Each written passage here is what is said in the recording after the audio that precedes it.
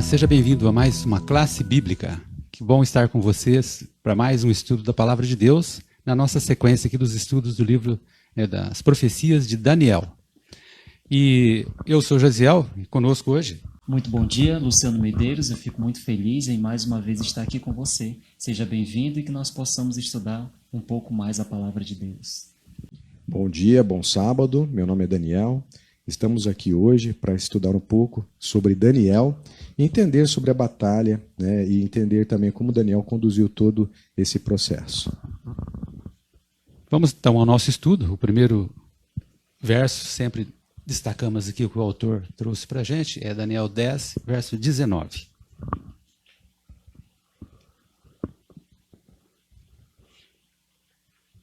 E disse: não tenha medo, homem muito amado, que a paz esteja com você.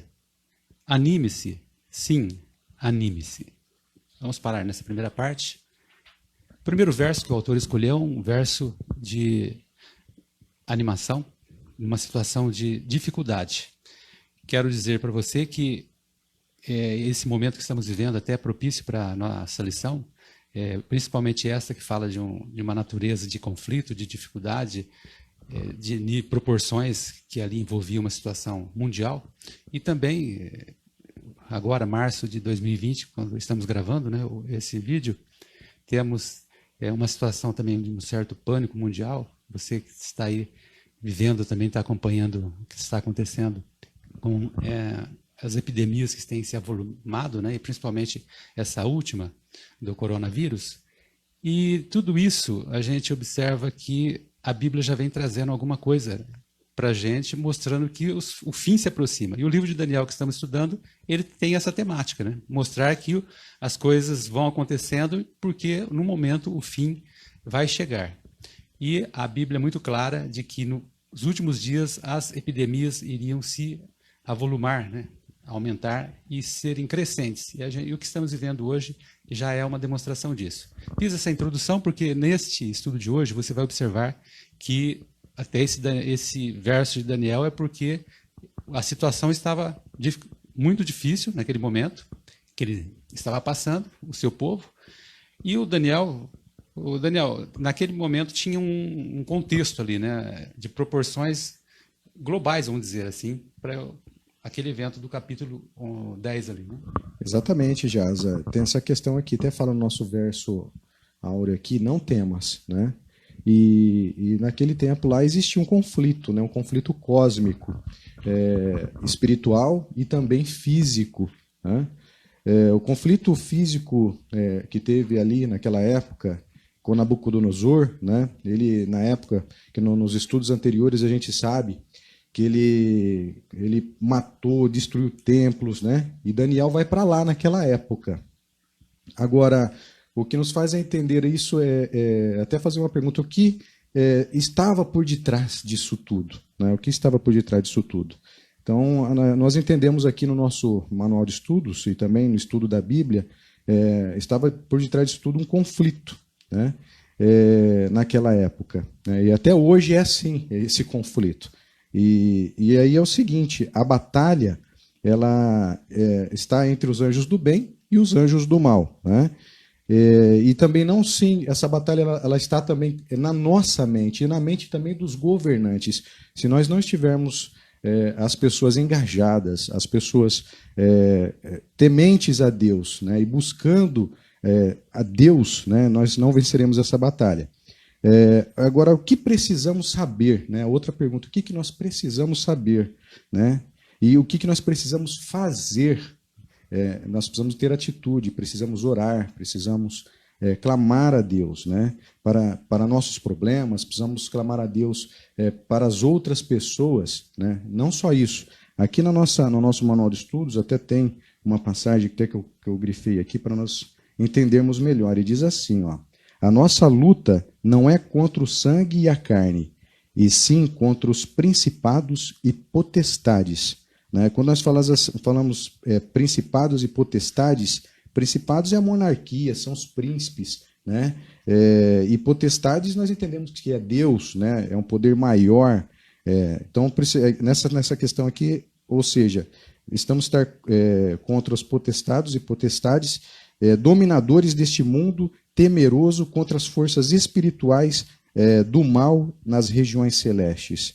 Ou seja, a nossa luta hoje é um grande conflito contra o mal, né? E precisamos fazer o quê? Restaurar a imagem de Deus nesse contexto, né? Deus ele está hoje, por muitos, sendo colocado em segundo plano, né? E muitas pessoas estão usando Deus, né, de forma pejorativa. Precisamos ter respeito, precisamos fazer diferente e dessa forma evitar o conflito, né, e ganhar ter essa vitória. Bom, Daniel apresentou então para a gente aqui um contexto espiritual que estava presente naquele momento e que se tornou a tônica aí através dos séculos, até nos dias de hoje. E o Luciano agora vai mostrar o contexto do momento, o que estava acontecendo ali no capítulo 10, para a gente ter aqui uma noção do que a gente está estudando. Muito bem. Naquela época, Daniel ele estava passando também, já estava próximo de receber uma visão, que ali é a visão no Rio Tigre, que ela é descrita no capítulo 10. E depois a gente vai ver um pouco mais a respeito da oração de Daniel. E um ponto que é muito importante a respeito desse capítulo é o fato de que Daniel ele entra em luto, e esse luto está muito relacionado com o período de oração dele.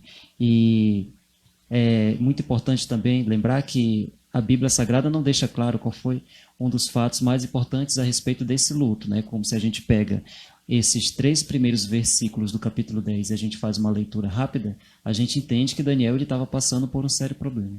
Então, algumas coisas naquela época estavam acontecendo. A gente sabia que a época dos 70 anos ali, de que a gente já estudou a respeito da profecia das 2.300 manhãs e tardes, estavam para se finalizar. Todas aquelas pessoas que ficaram cativas na Babilônia precisavam voltar para Israel, para a Palestina, e Daniel estava com um sério problema, né? Ele estava pensando como que Deus ia agir nesse momento. Então, o único objetivo dele, naquela época, era iniciar o seu momento de oração, o momento de jejum, que ele caracteriza na Bíblia Sagrada como seu período de luto. Ainda na parte de domingo, você que está com o guia de estudo, e pode acompanhar conosco agora a segunda pergunta, que praticamente dá uma sequência, explica um pouco mais de detalhes do contexto aqui, para a gente depois seguir aqui na interpretação. Para darmos continuidade aqui, nós precisamos entender que quais desafios os judeus estavam enfrentando em seu retorno, né? E aí nós precisamos voltar um pouquinho na história de Esdras e Neemias. Então eu trouxe aqui algumas passagens, né, rápidas aqui para nós entendermos melhor. Então abramos a Bíblia aí em Esdras 4, de 1 a 5. Rapidinho vamos ler aqui para poder termos uma compreensão melhor. Esdras 4, de 1 a 5. Vamos lá, Esdras. Então, agentes da terra desanimaram o povo de Judá, inquietando-o no edificar. Alugaram contra eles conselheiros para frustrarem o seu plano, e todos os dias de Ciro, rei da Pérsia, até ao reinado de Dário, rei da Pérsia. Notem aqui nesse versículo 5 aqui, que alugaram contra eles conselheiros, né? Então eles estavam tendo ali opositores, pessoas que estavam indo contra a causa, ou seja, contra a construção. E aí vamos aqui seguindo, no 6. No princípio do reinado de Assuero, escreveram uma acusação contra os habitantes de Judá e de Jerusalém. E nos dias de Ataxerxes, rei da Pérsia, Basilão e Metriade, Tedel e outros de seus companheiros escreveram a carta e estavam escrita em caracteres aramaicos. Bom, enfim, entendemos aqui, naquele momento, né, que os judeus estavam enfrentando uma forte oposição para reconstruírem o templo, né? E Daniel estava ali, naquele momento, né? Ele via aquele momento. E o que ele fez? Qual que foi a atitude de Daniel naquele momento? Daniel ele começou a orar, né? Ele começou a fazer os 21 dias de oração. E naquele momento dos 21 dias de oração, ele não teve conforto, ele não teve comodidade, ele se absteve de alguns tipos de alimento, né? em prol, né, de outras pessoas, né? Então, Daniel ele tinha muito disso, né, Jaz? Ele buscava se colocar no lugar do próximo. Então, ele sofreu bastante, buscando ganhar aquela batalha, né? Buscando em quem? Buscando em Deus, buscando ajuda divina. Bom, você que está de repente preocupado com a situação que estamos vivendo hoje no nosso mundo, talvez você esteja bem, talvez não, talvez você esteja passando por muitas dificuldades, não sei com quem eu estou falando agora, mas de qualquer forma, todos nós temos algum tipo de problema, né? Ninguém está aqui nesse mundo às mil maravilhas, vamos dizer assim.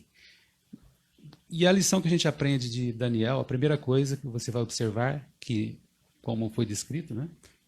Num contexto de dificuldade, ele recorre à oração, né, Luciano?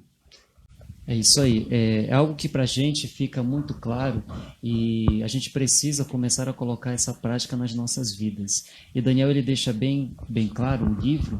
Se a gente pegar ali desde o primeiro capítulo até onde nós já chegamos, até o momento do capítulo 10, a gente vai entender que Daniel ele teve muito êxito nas suas orações, independentemente, né, do período de cada oração, do período em que Daniel se absteve de outras funções, de algumas outras coisas que a gente lê aqui também. O fato é que Daniel ele foi ouvido por Deus, e Deus ele sempre tem um propósito nas nossas vidas, né?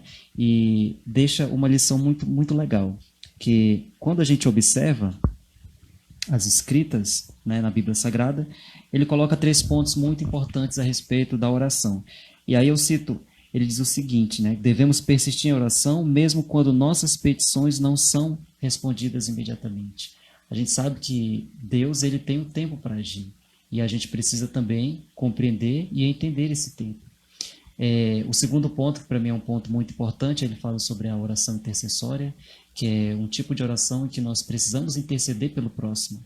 Às vezes, claro, assim como o Jazel acabou de colocar, né, muitos passam por problemas, tentações, a gente sempre está vivendo uma vida de adversidade. E nada mais importante para o verdadeiro cristão do que colocar de joelhos e fazer suas orações pedindo a Deus, que Deus interceda pelas nossas vidas, né? Isso é muito importante. E um terceiro ponto é que Deus ele sempre faz algo concreto e real nas nossas vidas. O livro de Jó deixa muito claro isso, né? Tudo que Jó viveu, tudo que Jó passou, e no momento final o que Deus fez na sua vida, né? Restaurou toda a sua vida e ele deu êxito. E a gente precisa então continuar as nossas orações e esquecer que os desafios eles são impossíveis diante de Deus. Não podemos esquecer que estamos estudando o capítulo 10 de Daniel, sempre tendo isso em mente, né? E o capítulo 10, ele tem algumas peculiaridades. Voltando assim, uma visão macro do nosso livro, você vai lembrar que a gente separou, né, 4 grandes visões, lá do capítulo 2, depois do capítulo 7, a terceira parte, capítulo 8 e 9, já passamos. E agora chegamos na 4ª grande visão, que corresponde aos capítulos 10 até o 12. Então tenha sempre em mente que, ao estarmos aqui estudando o capítulo 10, estamos no início do discurso aqui da última grande visão do livro, tá bom? E importante é que nesse contexto todo que apresentamos até agora, você já comece a ter em mente que nesse espírito de oração, diz que ele foi levado a um lugar e ele vai ter uma visão muito especial, tá? Que está aí na segunda-feira, a visão do príncipe. Então tem alguns detalhes importantes para serem analisados, estudados, quando queremos ler aqui e estudar o capítulo 10. Esse é um detalhe, a visão do príncipe. Daniel, que príncipe é esse? Como que foi? O que ele viu ali? Onde ele estava? É muito importante esse contexto, né? Falando-se de Daniel. E aí cabe uma pergunta: o que Daniel viu, né? O que Daniel viu? Aqui, para nós entendermos melhor, vamos aqui ler lá em Daniel 10, de 4 a 9, rapidinho, para nós entendermos aqui, ó, Daniel de 4 a 9. Aí fala sobre a visão de Daniel no rio Tigre, tá? Aqui na Bíblia diz assim, ó, no dia 24 do 1º mês, estando eu à borda do grande rio Tigre, levantei os olhos e olhei, e eis um homem vestido de linho, cujos ombros estavam cingidos de ouro puro de Ufaz. O seu corpo era como o berilo, e o seu rosto como um relâmpago, os seus olhos como tochas de fogo, e os seus braços e os seus pés brilhavam como bronze polido, e a voz das suas palavras eram como o estrondo de muita gente. Só eu, Daniel, tive aquela visão. Aqui diz que só Daniel teve, de fato, e só ele teve aquela visão. Os homens que estavam comigo nada viram, não obstante caiu sobre eles grande temor e fugiram e se esconderam. Fiquei, pois, eu só, e contemplei esta grande visão, e não restou força em mim, e o meu rosto mudou de cor e se desfigurou, e não retive força alguma. Contudo, ouvi a voz de suas palavras, e ouvindo-a, caí sem sentidos, com o rosto em terra. Aqui mostra que Daniel viu, né? Ele viu o quê? Ele viu um homem vestido de linho. Essa mesma passagem aqui, se nós formos estudar mais um pouco na Bíblia, estará também em Daniel 10:5. Né? Ele viu também aquele homem, que aquele homem nos remete ao Filho do Homem, que também está em Daniel 7:13. Né? E entendendo melhor aqui, ó, a sua roupa lembra as vestes do sumo sacerdote. Então ele viu, né, um homem com uma veste, né, de sumo sacerdote, que também está lá em Levíticos 16:4, se nós estudarmos a Bíblia aqui também melhor. E aqui também nesse contexto ele viu que tem um aspecto semelhante ao príncipe do exército, né? Que também, se olharmos aqui na Bíblia, estará também em Daniel 8:11. Daniel, antes de você seguir um pouco, me surpreendeu um pouco na leitura aí, lembrar que ele estava acompanhado, né?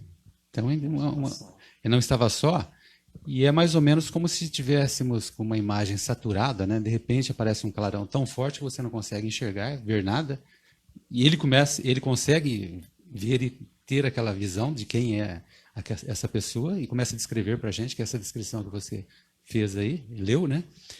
E os que o acompanhavam, não conseguiram enxergar nada, saíram correndo, né? De medo do que...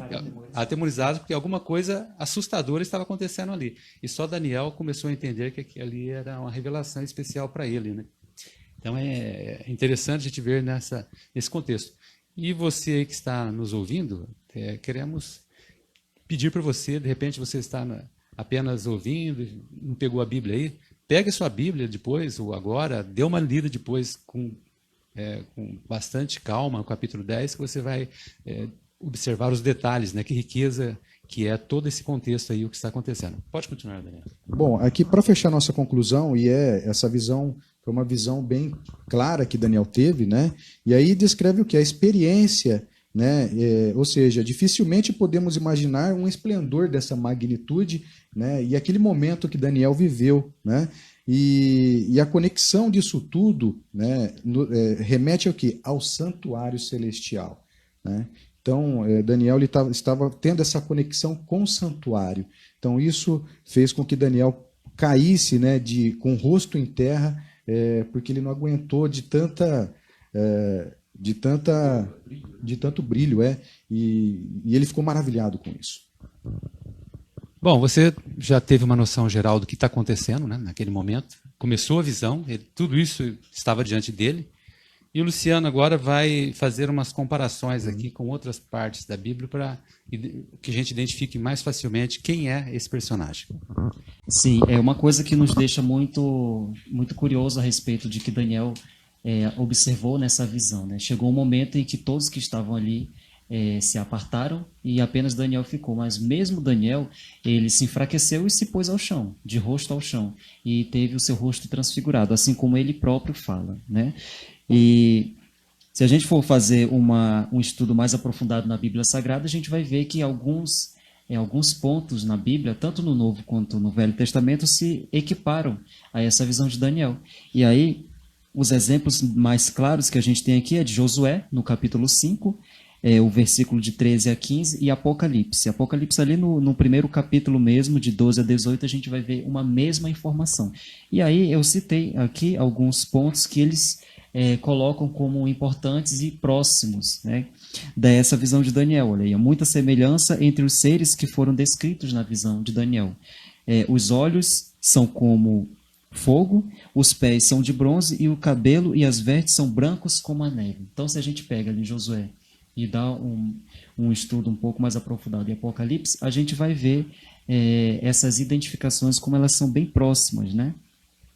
E aí ele fala, olha, a manifestação da presença de Deus simplesmente o deixou arrasado. Vemos então que o Senhor apresentou a Daniel um esboço da história humana, desde o tempo do profeta até o estabelecimento do reino, que é o que a gente vai aprender agora há pouco. Bom, queremos que você tenha bem claro, nessa descrição da segunda-feira, desse estudo, que esse personagem da visão, que inicia o capítulo 10, ele tem como identidade principal, na primeira parte que o Daniel aqui mencionou, fazendo a relação com o Filho do Homem, ali dentro do livro de Daniel mesmo, né, em outras partes, de que esse Filho do Homem a gente já identificou que é Jesus Cristo, certo? Então, a identificação com o Filho do Homem, não há dúvida que estamos nos referindo aqui a esse príncipe, essa visão do príncipe como o próprio Cristo. E também nas citações que o Luciano fez lá de Josué e depois de Apocalipse, vou destacar lá o de Apocalipse, que é no primeiro capítulo, quando o apóstolo João ele tem a visão do Cristo glorificado.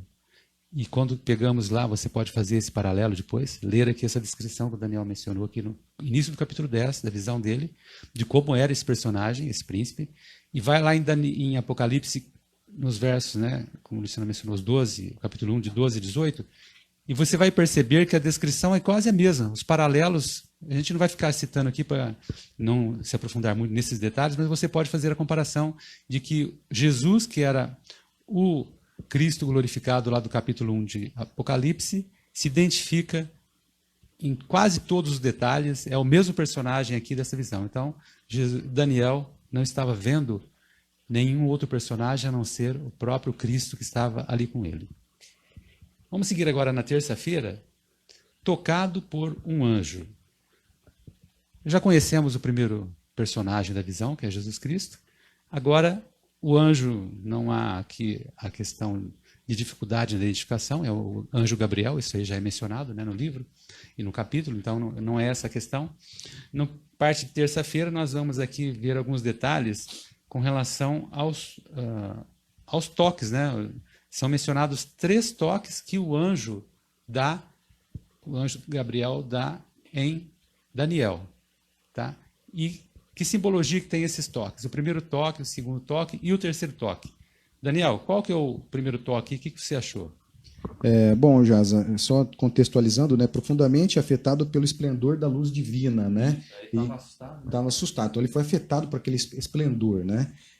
Aqui eu separei 2 passagens bíblicas, né? Nós estamos estudando aqui o capítulo 10, nesse dia de terça-feira aqui, o capítulo 10, versículo 10 a 19. Só que eu separei 2 aqui em específico, né?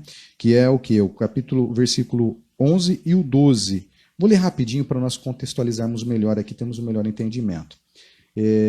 Aí fala que assim, isso aqui é referente a Daniel, é consolado, tá? Então vamos lá, ó. Ele me disse, Daniel, homem muito amado, está atento às palavras que estou a dizer, levanta-te sobre os pés, porque eis que te sou enviado. Ao falar ele comigo, esta palavra, eu me pus em pé, tremendo. Daniel estava de joelho, né? Quando ele falou isso, automaticamente Daniel já ficou em pé, né? E aí está aqui, ó, seguindo, ó. Então me disse, não temas, Daniel, porque desde o primeiro dia em que aplicaste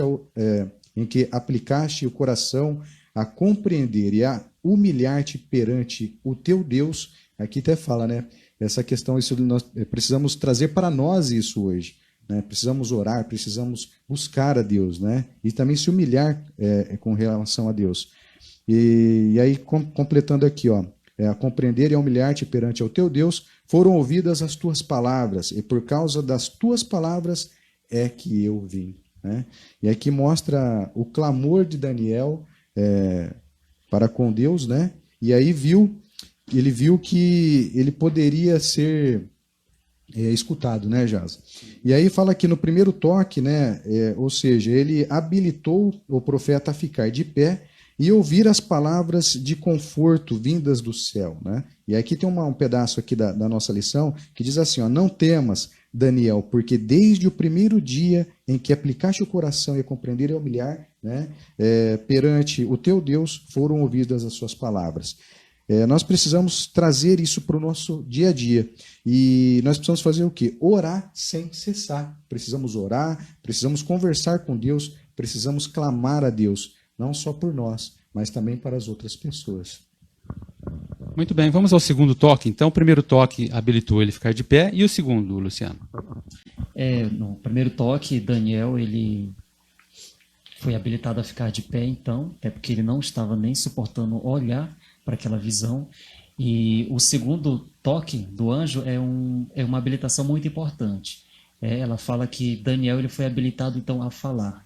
Quando a gente fala a respeito dessa habilitação, é bom lembrar que Deus ele faz isso conosco, né? Ele nos habilita para que nós possamos levar a mensagem para outras pessoas. E foi isso que Daniel fez. Aqui diz, olha, Deus ele não fala apenas com nós, ele deseja que abramos nossa boca para contar a ele nossos sentimentos, necessidades e aspirações. No próprio capítulo 10, os versículos 16 e 17, é uma passagem muito interessante que Daniel coloca e eu gostaria de compartilhar com vocês. Ela diz o seguinte: meu Senhor, por causa da visão me sobrevieram dores e não me ficou força alguma, que a gente acabou de ver no estudo próximo, né?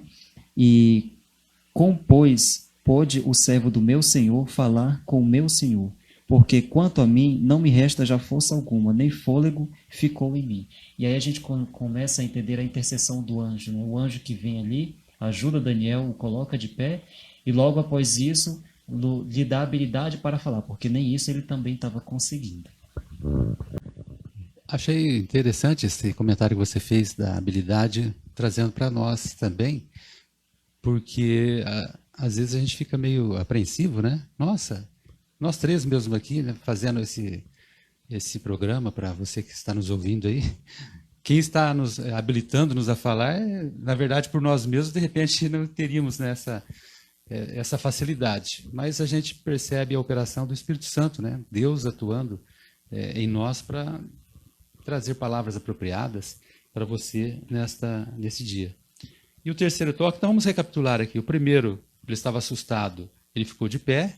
O segundo, ele teve agora a condição de falar. E o terceiro, Daniel? Bom, e o terceiro toque nós vamos ver aqui em Daniel, no capítulo 10, versículo 19. E diz assim, ó: e disse, não temas, homem muito amado, paz seja contigo. Se forte, ao falar comigo, fiquei fortalecido e disse, fala, meu Senhor, pois me fortaleceste. Olha só. Então, esse terceiro toque aqui trouxe o quê? Força. Trouxe força para Daniel, né? E aí nos leva a nos remeter no seguinte: com Deus ao nosso lado, podemos ter paz. Mesmo quando enfrentamos aflições, temos que confiar em Deus. Seu toque amoroso nos habilita a olhar para o futuro e com esperança. Então precisamos confiar em Deus, precisamos, acima de tudo, orar com clamor, né? Não só orar de joelhos em casa, mas olhar em todos os momentos que você puder, para poder trazer graça para a sua vida. Você vai perceber aqui no nosso estudo que tudo há uma conexão, há uma sequência, nada acontece por acaso. Você vai se lembrar que nós iniciamos já o estudo de hoje falando do grande conflito, né? O Daniel fez uma prévia, depois nós entramos na parte física ali do acontecido, fazendo as aplicações espirituais do que estava acontecendo e a descrição do que vem se desenvolvendo no capítulo 10. Na sequência agora, a gente vai voltar um pouco a ter uma visão geral, aplicando a situação ali, tá? E que situação essa nossa forma de ver agora geral vai nos ajudar a entender, Luciano? Bom, de uma forma muito mais prática, o anjo ele coloca para Daniel, e isso você pode acompanhar na sua Bíblia, tá? A partir do versículo 20 e 21 aí do capítulo 10, Daniel deixa muito claro a respeito dos acontecimentos do grande conflito. E o anjo ele diz o seguinte, que ali se inicia então uma batalha cósmica, né? Essa batalha é entre o príncipe da Pérsia e o próprio Miguel. que nós conhecemos então como Jesus Cristo. E o príncipe da Pérsia também identificado como o próprio Satanás. Então essa mensagem ela foi repassada para Daniel naquele momento. Essa batalha, né? Então porque Daniel também tinha uma grande dúvida a respeito dessa batalha, e o anjo disse para ele que essa batalha se iniciaria justamente porque algumas coisas precisariam acontecer na terra, e a intercessão maligna seria muito grande. A gente consegue entender que o imperador Ciro ele não estava dando muita importância para a volta dos judeus até a Palestina. E essa é um dos momentos da história bíblica que precisava acontecer, e também um dos momentos que fez com que Daniel orasse bastante. E aí tem algumas informações aqui que para mim são muito pertinentes. Olha, quando o anjo fala a Daniel, né? E aí diz o seguinte: assim que Daniel começou a orar, teve início uma batalha espiritual entre o céu e a terra. Seres celestiais começaram uma luta contra o rei da Pérsia para deixar que os judeus continuassem a reconstruir o templo. E claro, a gente sabe que um imperador persa ele não pode ter tanta importância assim para o Império Celestial. Mas se forças malignas atuam por trás disso, então a gente começa então a dar muita importância. E foi isso que aconteceu e que foi repassado para Daniel também. A gente tem também aqui uma situação muito semelhante. Se você for no livro de Ezequiel, que fica ali no Velho Testamento, pegar o capítulo 28, ele vai deixar muito claro, né? Ele fala aqui a respeito do rei Tiro, que representa Satanás, ele dá essa representatividade, o poder espiritual por trás do rei humano daquela cidade, né? E aí toda a história, que é uma história muito interessante que eu te convido a conhecer. E aí isso mostra que a oposição humana, a reconstrução do templo tinha um equivalente no reino espiritual. Então, a intercessão de Daniel ela foi muito importante, a visão também teve uma importância muito grande, porque Daniel ele começou a entender então como que todas aquelas coisas iam culminar, e o anjo também por passar uma informação que seria primordial para que Daniel ele pudesse se encaixar na história e também pudesse nos transmitir, né, nos dias de hoje, todos aqueles acontecimentos. Eu não sei qual que é o seu nível de conhecimento aqui do livro de Daniel, tá? E já quero deixar claro que estamos fazendo um estudo bem para aproveitarmos a aplicação de que o livro traz para nós, né? Essa é a nossa linha aqui argumentativa.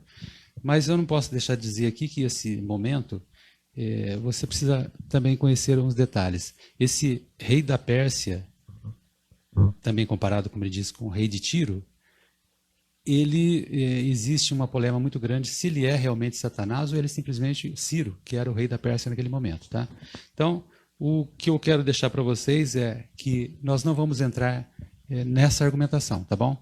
Só vamos ficar com essa argumentação que o Luciano mencionou, que se pegarmos a correlação com o Ezequiel, que foi mais ou menos o mesmo tipo de analogia feita ali, já que em Ezequiel ele usa o rei de Tiro, mas por detrás ele está falando também de Satanás, já que lá diz até como deixasse o Éden. Lá há uma referência mais clara de que há uma analogia, tá bom? Aqui, já no caso de Daniel, já não há essa referência tão clara. A gente precisa também reconhecer isso. Mas é fácil de se entender que realmente havia ali uma luta cósmica espiritual e de que esse rei da Pérsia, Ciro, pode também ser feita essa comparação aí com Satanás sendo o que atuava por trás, né, nos bastidores aí desse grande conflito, tá bom? Porque interessava para ele atrapalhar o retorno dos judeus para reconstruir o templo. Na pergunta 7 agora, que tipo de batalha foi descrita em Daniel 10:13? Agora vamos destrinchar um pouquinho mais, né? Exatamente, o Jaza já deu até adiantou um pouquinho o assunto, né? E tem uma passagem aqui em Daniel 10:13, que diz assim, ó, vamos prestar bem atenção nesse contexto, porque vai falar todo esse processo nessa passagem. Mas o príncipe do reino da Pérsia me resistiu por 21 dias. Quem foi esse príncipe? Né? O Jaza acabou de comentar agora. Era Ciro, né? São forças malignas que estavam ali por trás, né? Aí diz aqui, continua, ó, porém, Miguel, um dos primeiros príncipes, veio para me ajudar. Né? Então, Miguel veio para ajudar, e aí o que aconteceu? E eu obtive vitória sobre os reis da Pérsia. E aí entra essa questão da batalha, né? Que tipo de batalha foi escrita em Daniel 10:13, né? Nós podemos dizer que a batalha ela pode ter sido espiritual, tá? Mas também ela pode também ter sido literal. Sabendo assim, se nós começarmos a analisar essas palavras aqui, esse contexto, nós entendemos o seguinte, né? O oposto de espiritual é o quê? É físico, é carnal. E o oposto da batalha literal é simbólico ou figurado. Quando nós olhamos para uma batalha literal, é uma batalha que existe, mas no plano espiritual. Né? Então, temos que entender esse contexto. Aqui nós entendemos que Satanás estava por detrás, influenciando negativamente todo esse processo. Só que Deus é maior, né? Deus faz a diferença na vida e através da oração de Daniel ele conseguiu atender.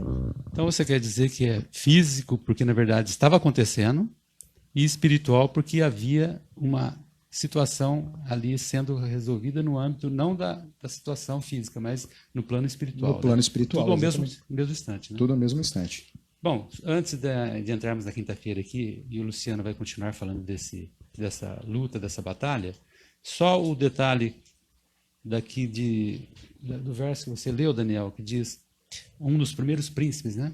Também não vamos entrar na questão aqui de Miguel, ficar aqui destrinchando argumentativamente aqui sobre se realmente Miguel é Jesus ou não, tá? Vamos mais focar realmente nas consequências de que advieram a partir disso. Porque um dos primeiros príncipes não quer dizer que essa forma de traduzir para o português representa que ele era um dos primeiros a serem criados, tá bom? Entendemos aqui que, na verdade, essa interpretação do original aí, a gente pode também interpretar como principal, os principais que estavam ali para aquele momento, então Jesus é o principal deles. Mas, deixando essa questão de lado, agora, mais detalhes, Luciano, na questão agora de como ele chega e realmente resolve a situação. Então, a gente vai ver um detalhe que para mim é um dos detalhes mais importantes, porque Daniel ele cita várias vezes Jesus Cristo, porém ele cita de uma forma diferenciada, né, com termos diferentes. Então a gente encontra vários termos aí no livro de Daniel, inclusive na própria Bíblia Sagrada, né? Filho do homem, se você pega o capítulo 7, versículo 13, ali tem uma definição. Se a gente for para o capítulo 8, no versículo 11, ele já utiliza o termo príncipe do exército, e dentre outros termos, né? E aí a gente descobre que o seu nome é Miguel, quando Daniel, no capítulo 10, versículo 13, o apresenta. Tá? E a denominação, então, o significado seria quem é semelhante a Deus. Então, esse é o significado do nome Miguel. E, claro, naquele momento ele veio, então, para ajudar o anjo Gabriel, o arcanjo Gabriel que, durante aquele conflito com a Pérsia, estava tentando dar continuidade a um projeto de Deus, né, que era então a saída do povo judeu da Babilônia até a Palestina, e então entra aí o arcanjo Miguel para dar uma ajuda muito importante. E sem falar que ele tem um papel de protagonista na Bíblia Sagrada. Um dos grandes momentos que para a gente é muito importante, inclusive é citado aqui, é o momento em que o arcanjo Miguel ele trava uma batalha com Satanás no momento da ressurreição de Moisés. E se você é uma passagem muito curta, né, que está escrita ali em Judas, no capítulo, né, no versículo 9, né, Judas ele só tem um único capítulo, e aí você pode dar uma olhada lá e fazer uma verificação. Então esse é o grande personagem, é a grande citação de Daniel que é apresentada aí nos capítulos do seu livro, né? Então Miguel não pode ser uma outra pessoa senão o próprio Jesus Cristo. Eu gostaria de antes passar um pouco, Daniel, só pensar um pouco naquele momento, porque vamos relembrar, ele está tendo aquela visão, aquela situação, fazia 21 dias já que ele estava, né, em jejum e oração, com uma dificuldade ali, fraqueza e tudo mais, precisou ser animado, etc. e tal. E depois de tanto esperar e tudo mais, o anjo Gabriel ele diz claramente que ele estava tendo dificuldade para enfrentar esse rei de Tiro, né? O rei de Tiro não, desculpe. O rei. E de repente chega o arcanjo Miguel. É como se fosse, nesse momento, praticamente assim, temos ali o principal anjo, que é o anjo Gabriel, que, segundo o nosso entendimento, foi o que tomou o lugar de Lúcifer no céu, né? Então, vemos ali o primeiro anjo da hierarquia celestial, para tentar resolver ali o problema. Durante 3 semanas não consegue resolver, porque Satanás praticamente está em pessoa ali, influenciando para que o rei Ciro não assine o decreto, né?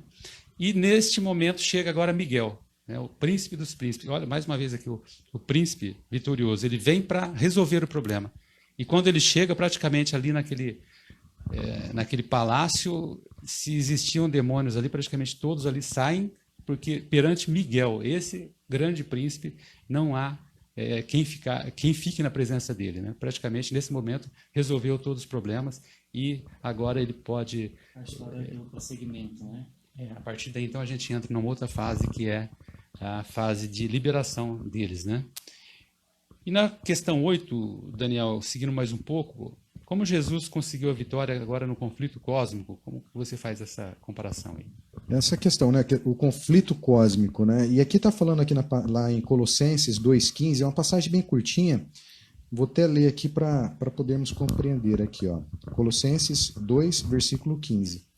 Aí diz assim, ó: e despojando os principados e potestades, publicamente o expôs ao desprezo, triunfando deles na cruz, né?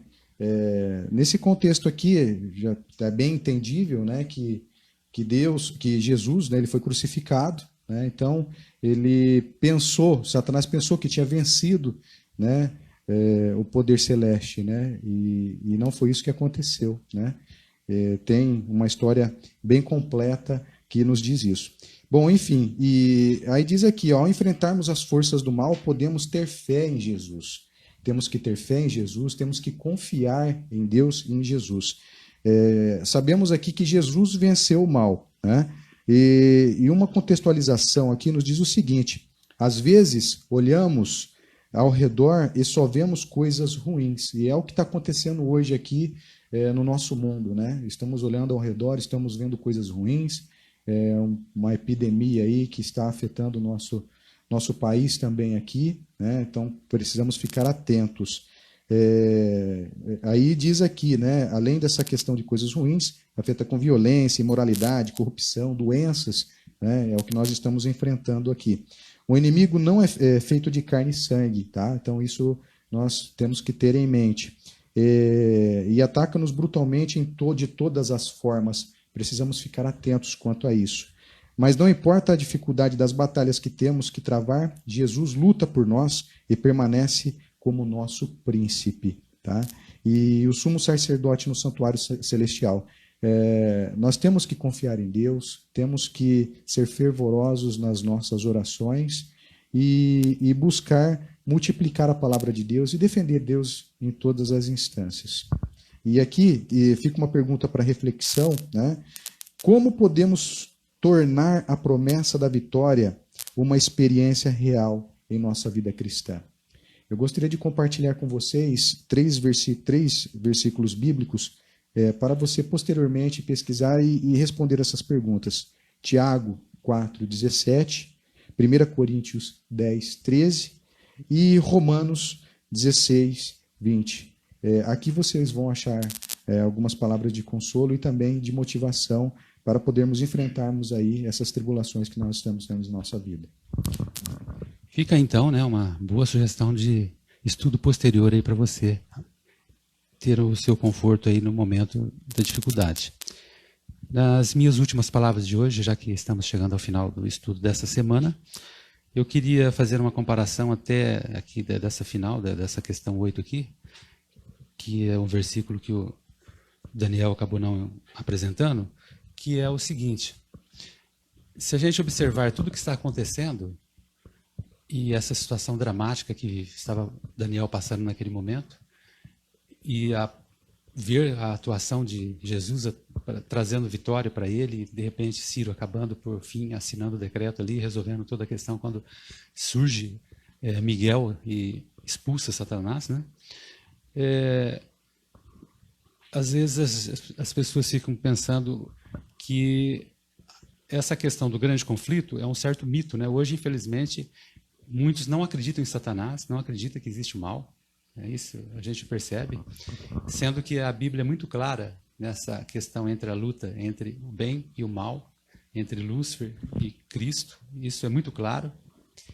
E isso está presente em nossas vidas de forma muito clara. E Jesus também, para você ter conhecimento, ele apresenta isso várias vezes na sua vida aqui, tá bom? E foi esse verso que eu queria citar para você, lá em João 12, 31 e 32, o próprio Cristo falando o seguinte: chegou o momento de ser julgado este mundo, e agora o seu príncipe será julgado. E eu, quando for levantado da terra, atrairei todos a mim mesmo. Percebeu aqui que o próprio Cristo deixa claro a identidade de que existe um príncipe que precisa ser julgado, esse príncipe de Tiro, certo? Que é o próprio Satanás, é esse opositor a ele, tá bom? E a pergunta final que eu deixo para você é a seguinte: neste contexto de grande conflito, qual que é a sua posição? Será que você simplesmente está olhando para tudo que está acontecendo e dizendo: ah, isso não tem nada a ver, isso não procede, as coisas estão acontecendo assim porque sempre foram assim?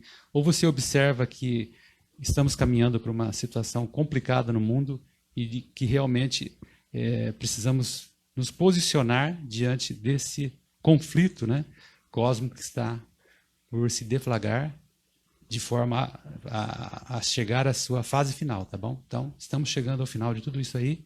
Então, tome aí você a sua posição, procure estudar um pouco mais se você não tem esse conhecimento, para poder conscientemente tomar a sua decisão. Muito bem. Para finalizar a minha participação aqui, eu gostaria de deixar alguns pontos que eu acho que são muito importantes. Daniel, ele nos deu um exemplo muito grande sobre fé, né? E a gente precisa exercitar a nossa fé, engrandecer e confiar um pouco mais em Deus, porque Ele tem muitas coisas para fazer em nossas vidas. E muitas vezes as pessoas podem se perguntar: mas como que eu exercito a minha fé? Isso é um exercício mental?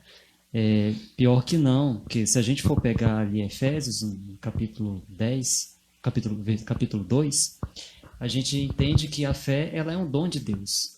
Então todos nós temos fé, a gente tem fé. O próprio ateu, ele tem fé, mas ele usa a fé dele para descrer do Deus que deu a fé para ele. É algo muito fácil de se entender.